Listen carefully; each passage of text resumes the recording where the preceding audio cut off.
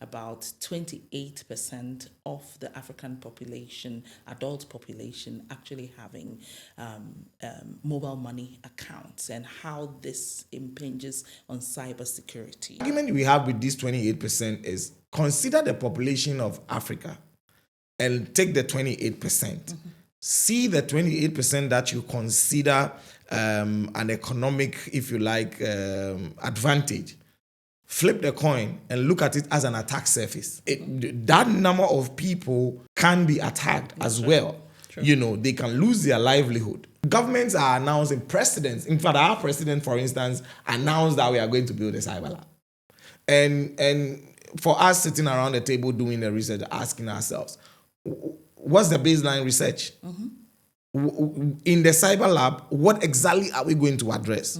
Because one of the biggest problems now is people losing money through mobile money fraud. Africa's number one leadership university is called GIMPA, and it's right here in Ghana. We have trained first ladies, speakers of parliament, judges, you name it, and GIMPA has done the training. This is GIMPA Connect, and the conversation is expected to get you to be part of our community as either students benefiting actually from the university, coming to speak also at our university if you have made a lot of impact globally, and then of course to also get you to understand what our university does and why we're so unique in attracting leaders across the globe. This is Africa's Leadership University. And today I am going to be speaking with the head of our law school's public law and governance. He's in the person of Israel Desmond. And Israel is actually a friend of mine. He's done some amazing work Africa-wide on policy, and I'll be asking questions leading also to admissions at the law school. You're welcome to GIMPA Connect. My name is Odilia Ntiamwa. Israel, welcome.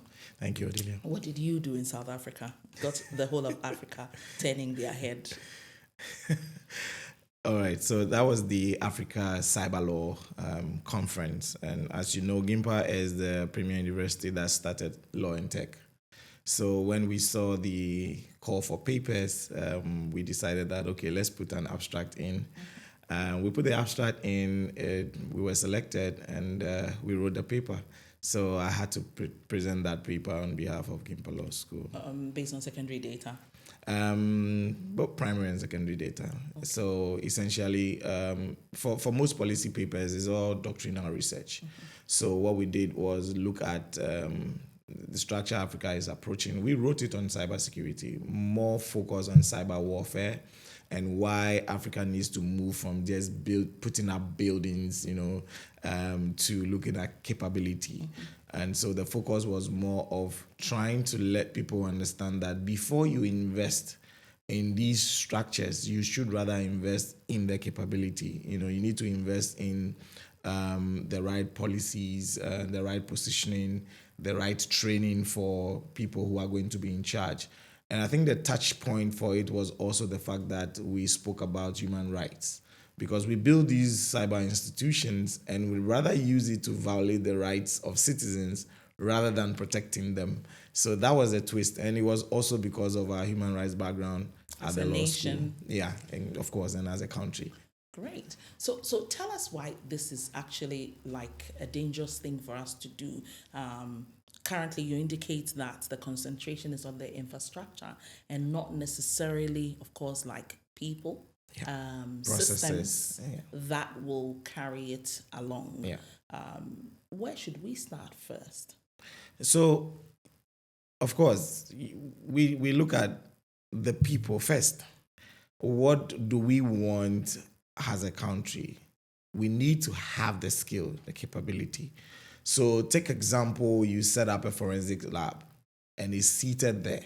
In this case, we are even discussing cyber warfare labs. You take investments, you probably go to the market, you borrow money, you come and build some very fine, fancy buildings, and they are not operational. Yeah, because you don't have the technical know-how. You don't have the technical know-how. You don't have the if you like, the procedural gravity to make these things happen. So you can have cyber warfare labs and you still don't know what is happening in terms of child online protection, for instance, within that space. You might still not have visibility on how to address, even if there is a nation or state-to-state attack on you, and one of the keys we make in our paper was also that let's not look at cyber warfare the way we look at it from kinetic warfare. Cyber warfare could also include information disorder. So, for instance, how well have we bred the media space to even fight misinformation? That's right. That's right. Exactly. Yeah. Very few misinformation organizations. I mean, it's really far in between. Yes.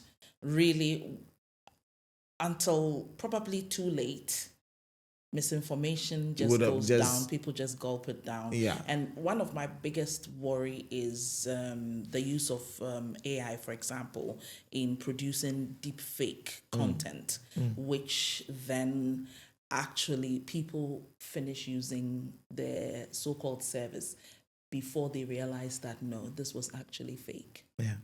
Yeah.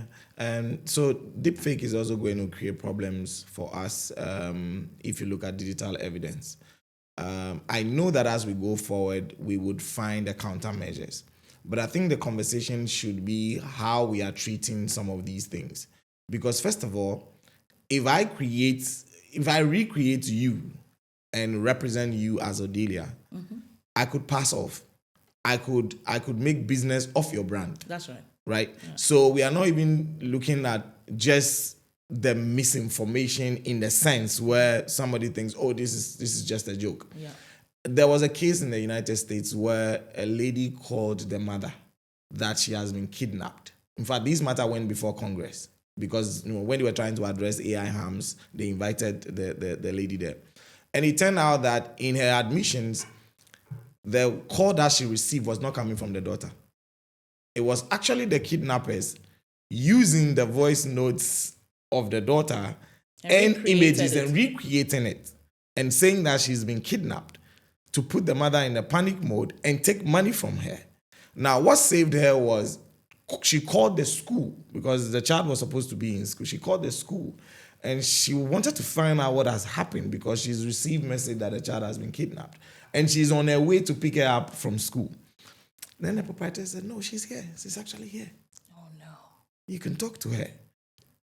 So... that can be really confusing. Exactly. So, and that's what we are trying to do when we move law and tech into policy conversation.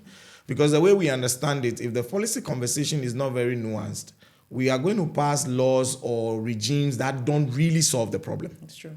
So I have, for example, been really thinking about the entire AI space, regulating the space quickly before it really gets out of hand. And I hope that for you who's in the policy space, you're already thinking about policy papers to go to Parliament, amongst other things.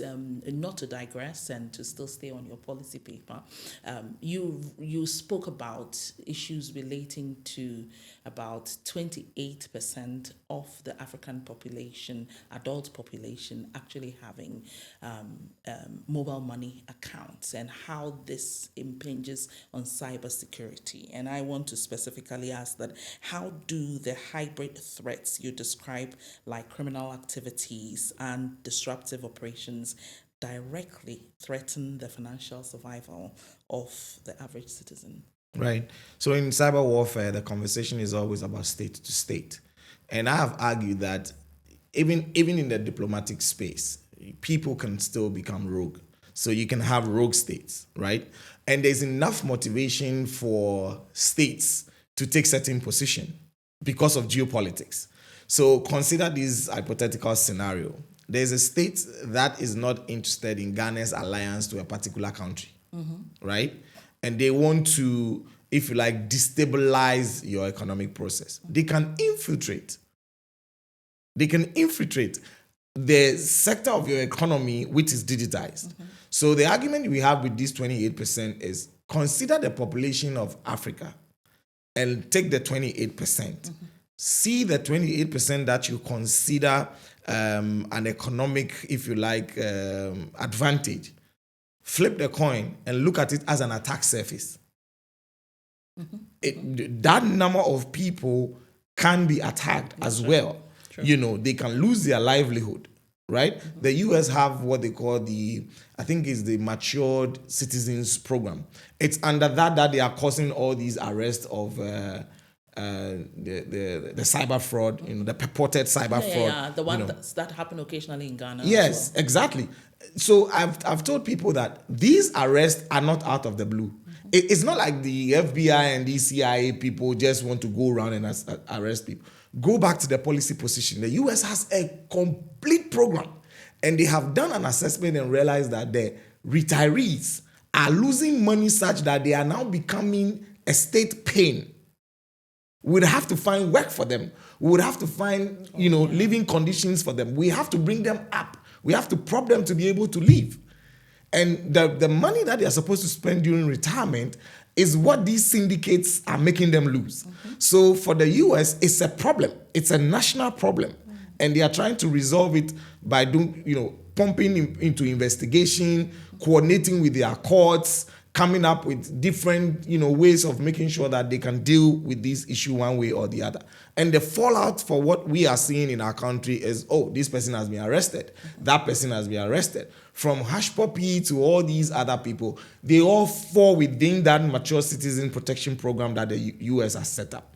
I brought it up just to make my point about 28% of adults going into mobile money. Yeah. Those are digital wallets. Yes. So if we have the romance scam and these other scams going against, adult citizens in the United States, getting into their Visa and MasterCard wallets, We are not too far away. Exactly. That's the point. And so we are part of that hybrid attack. And then I ask a very simple question. When that happens to us, do we have the gravitas and the thinking that the US has put up? And the personnel. How many people can we extradite? How do we know that these attacks are, for instance, coming from neighboring countries or far off from Eastern Europe? Do we have the intelligence to do that? That intelligence is not a matter of announcing building cyber warfare labs. That's the argument. It's a matter of, from the ground, awareness, capability building, skills transfer, bringing people in, and then you augment it with the infrastructure.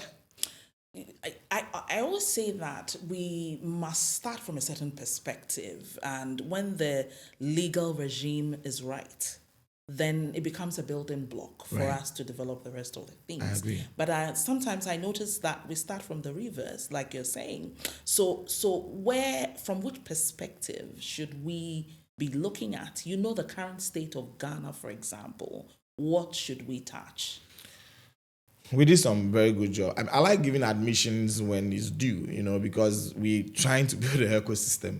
We did some good job with moving our national cybersecurity strategy into what I'll call a more modernized cybersecurity strategy. But I think that its implementers, and that includes the authority itself, policymakers and all that, we are jumping on what supports the fanfare. This is my personal opinion, and I hold it dear. We should rather go back to the strategy document. What are the things that we have there? What are the action plan that we have in there? We have capacity building, collaboration with universities and all that. Nobody has approached GIMPA, for instance. I don't know about other universities, but whether from School of Technology or GIMPA Law or School of Public Governance, whatever, nobody has approached it from the cybersecurity conversation point of view.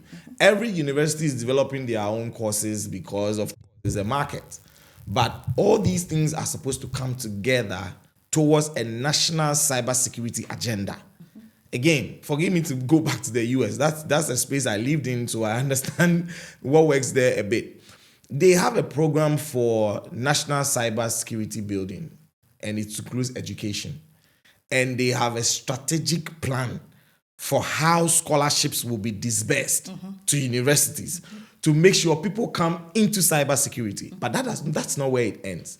They have plans on how you can get into the army and join the US Cyber Command. They are building a cyber army. And you can obviously see that it's a system. Exactly, that's the point. So when you ask me where do we start from, yes, we have the master document that the US have a master cybersecurity strategy. But if you compare the two, you could see they are walking the fine line of the strategy. They know where they are now. Okay, let's go back and revise. We need to go to the next stage. That's not our case. Today, we are doing this one because maybe a particular government is more interested, or a donor funding partner is dropping something, so we need to do it. But I think we should be more intentional on the final end game, which is to have a robust national cybersecurity structure. So whilst we're churning out this content, I always like to say that what's in it for us? So for us as a university, how can we connect and actually not take advantage, but be part of this development that you're looking at? Right. So GIMPA did a number of good things to start with. I think at this point, probably because you've asked, we might want to go and have the policy conversation or be doing policy proposals. At the law school, we did a policy proposal, for instance. We wrote about the misinformation bill, and we were invited to make our submissions. Indeed, I've seen an email from the ministry that they have considered, all the input, and they've sent a copy, and they want participants to look at it and respond finally. I just brought in to show that GIMPA takes steps, cybersecurity and forensics. At the School of Technology of GIMPA, we started that program. Yeah. I was part of the pioneers who were teaching on ethical hacking, and we had very, very serious students from even the public sector, public service coming. I remember there were about 3 students, even from the Cybersecurity Authority at the time, doing their masters with us. So in terms of, as academia, what do we bring to the table? We established. I think the issue of trying to train should be coordinated. Mm-hmm. We should have that conversation. What quota does government want to train? What's the plan? What is the gap we are trying to fill? Mm-hmm. What quota do we want to train? Every year, do we want 10,000 cybersecurity practitioners? Then it means government should, put its energy where you partner for the, setup of labs, the construction of curricula and all that, and then the exchange programs that comes with these things. Mm-hmm. Maybe it's about time, you go to the universities under a government program, and then bring in our products and fit them into the environment, and test them and get them working, so that collaboration of government and academia prepping up cyber skills, we can start from there. It's not the only place where we prep up cyber skills, but we are discussing GIMPA and how it will fit into them. I have a question relating to the fact that you spoke about not transplanting what works in other jurisdictions into our space, and looking at homegrown solutions, looking at our budget. Because when you take a look at Africa's budgets, we shouldn't just also daydream. How do we create an environment, what sort of structures or efforts should we be making, looking at our current state, our current economies, our current finances as Africa? Okay, so we have African problems in a global context, which is, if you say cybercrime, the first thing that comes to everybody's mind is it's a global issue. But the sort of cybercrimes that are happening in Africa, the prevailing ones, are not necessarily the ones that are happening in the US. If you're talking about mobile money fraud, it's new to the United States. It's new to Europe. But if you decide to speak about infrastructure hack, like maybe an electric grid or a gas pipeline and all that, those are happening in the West because those infrastructures are ripe for these sort of cyber attacks. So the point made about homegrown solutions is, can we go to the ground and look at what our problems are specifically? Budget to those problems, right? Rather than, again, if I use the Cyber Lab example, which is actually what led us to the paper, governments are announcing precedents. In fact, our president, for instance, announced that we are going to build a Cyber Lab. And for us sitting around the table doing the research, asking ourselves, what's the baseline research? In the Cyber Lab, what exactly are we going to address? Because one of the biggest problems now is people losing money through mobile money fraud. Exactly. So is it a Cyber Lab addressing those issues? We have child online protection issues now. The Child Online Africa did some research on that. They brought students across. I had to do some paper for them. And that's how I came across some of these information. You have students, young students, being coerced into WhatsApp platforms, being groomed, and it's under the radar. Yeah. Because from the national level, you would tell me, oh, we're doing a lot on child online protection. Yes, we are. But we are still having conversations. That is a lot that we are doing. So it should move from conversations to real action. So move from there to real action. The last part of this is, let's also invest in tools that are built by our own people. And anybody listening to us and wondering why is always of a US example, it's your best case scenario. Yeah. You always have to look at who is doing it better, and then you can align with them. Government is investing into different universities, different skill set, different groups of people. And I was in touch with a team that built a tool to be used by CIA. And after the CIA project was over, right, they declassified the tool. I directly work with these guys. It was a tool that the CIA was using to find out how attackers are writing malwares into the US environment. So it was like an automated process. They wrote the tool to automate a certain process that ordinarily we will use experts to manually do. Okay, so back to the point. When the CIA declassified the tool, they were funded by the US government to become a company. Wow. So the tool is now a commercial platform. Chances are very soon we would be importing these tools to Africa to use them. But that's a government project. So I'm saying that African governments should be particular about, yes, we've seen the mobile money problem. We want an automated platform of detecting fraud. Let's scout our own people.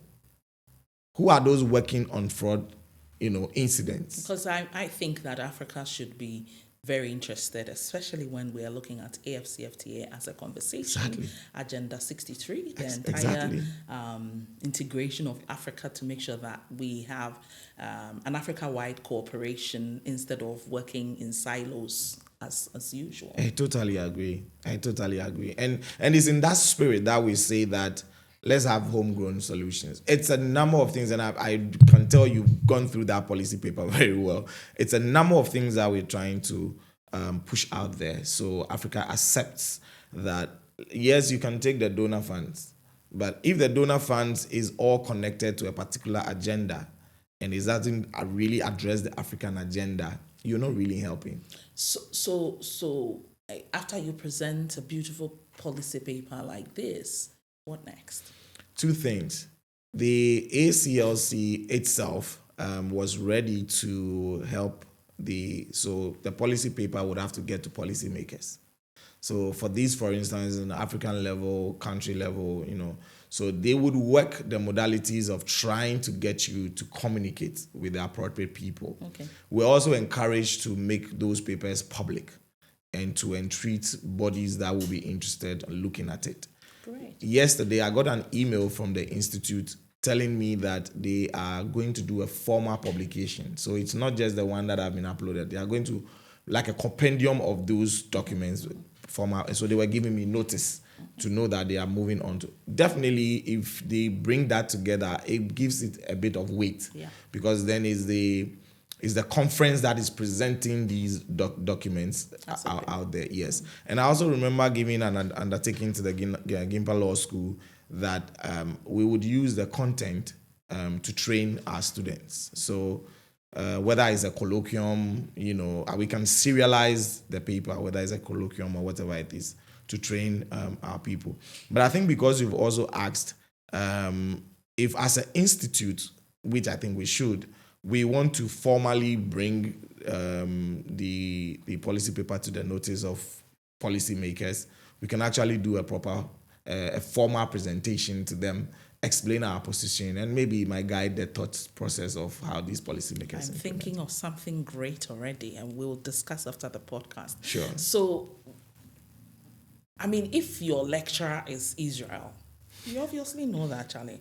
Everything is going to be fine when it comes to the space of public law and governance. Yes. So we go into the conversation of why people must come to GIMPA. And of course, why people must come to the GIMPA Law School. I hear you're not just the only person winning the accolades. The students are also doing so well when it comes to the legal space. Competitions and all that. Yeah. So tell us why people must come to GIMPA Law School. So GIMPA gives flexibility to start with. The study of law is very tough. It is. And when you say it, people think you're just overhyping the subject matter. For those who try to study law, they've come to the realization that it's not just humble you. No, it will humble you. We have PhDs who've come to do law, and they can confess that it's a lot of work. So I was going to go into the PhD space. GIMPA gives you flexibility in right. terms of how you can get in. We have a 4-year program for those who are just coming out from senior secondary school. They come to school for 4 years. They use their WASI to enroll. They come to school for 4 years, and then when they are done and they go through all the requirements, modalities, we give them the LLB. And then we have the matured entry. In the matured entry, we still have 2 options for you. You can come in and do a 2-year intense and still get your LLB. You can come in and do a 3-year evening and still get your LLB. So for the matured, once you have a first degree already, and currently we are doing second class lower at the minimum.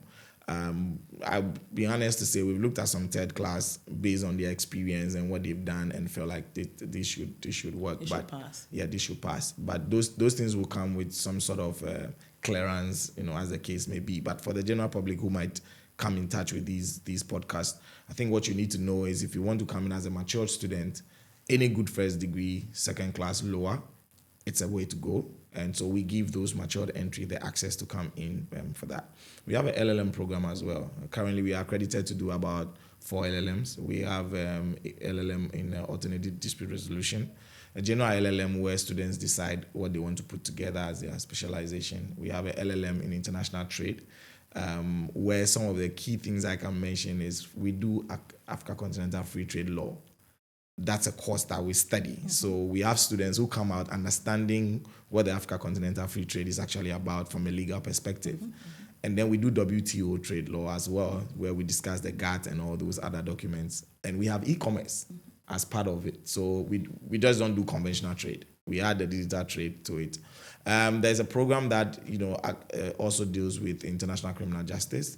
And that is even connected to the ICC, ICJ. And so we have students who go for exchange and come back on that. And I know that you also have an ICC office? Or? Yes, we do. We do have we even have the African Court office as well. So we marry the two. And we have programs for that. We have specialized programs for that. At our LLB level, for instance, on the electives, you can decide to do, for instance, law and tech. You can decide to do law and ethics, and then on the other side you can decide to do human rights, or you can do the International Criminal Court. What sort of accolades have our people been winning apart from the moot court competitions? I also gather that you do very well when it comes to the overall performance of the legal space in Ghana. Yes, so I think the last 5 years, we've been consistent. People say don't tout that, but I don't know why we shouldn't. We've been consistent with the admission to the Ghana School of Law. For me, it also reflects on the school one way or the other. And so if you have a lot of your products getting to do professional law school, you deserve to say it. And that's one of the key things that we tell people. I've also argued that GIMPA has relatively young faculty, but the best you can get. You can compare the faculties. I mean, you can do the math. You are the one out there. You can do the math. We have the faculty that have the energy to take you from the morning to the evening. Our faculties are even way more engaging. I've seen group studies with faculties leading them. I've seen faculties even doing study consulting.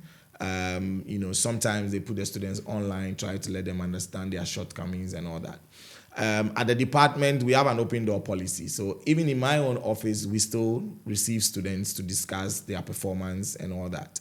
Those are, if you like, things that are not ordinary to maybe the Ghanaian law school, but we take it as a big deal at GIMPA. So for accolades, we do a lot. We do a lot. For the student side, where you see them most is the competitions. But there are different competitions. We've gone for competitions on human rights, competition on environment. I think recently they did something on law and technology as well, and all that. And we are either on the first or amongst the first three. So for a while now, the students have been very, very consistent in terms of what they get out there. And I think it's also because of the training that they get from the faculty that's at a GIMPA. So GIMPA is a place of choice. Great. Thank you, Desmond, Israel. And thank you all for watching. This has been GIMPA Connect. My name is Udile Ntiamwa.